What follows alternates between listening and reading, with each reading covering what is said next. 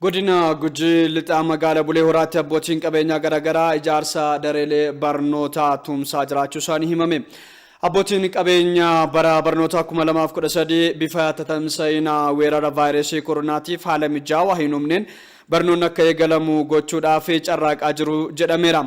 Kanaanis meeshaalee ijaarsaa dareelee barnootaaf oolan birrii 300 oliin bituun gumaachuun isaanii himame. Itti gaafatamaan waajjira barnootaa magaalaa Bulee Horaa obbo Daani'eel Barraaqoo hojiiwwan baruuf barsiisuu bara 2013tiif dareewwan dabalataa 73 ijaaramaa jiraachuu isaanii beeksisan.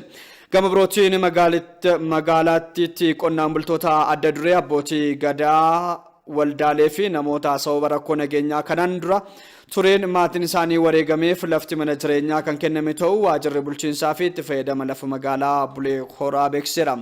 Kantiibaan magaalittii obbo Gammadaa Shaafeessaa lafti mana jireenyaa namoota hojii misoomaaf nageenyaatiin fakkeenyumaa fi hojii gaarii hojjetaniif kan kenname ta'uu isaanii ibsaniiru. Kanaanis namoota 200 oliif lafti mana jireenyaa kennamuu gabaasni waajjira dhimmoota kominikeeshinii godina Gujii lixaarraa nu qaqqabe kan mul'isudha.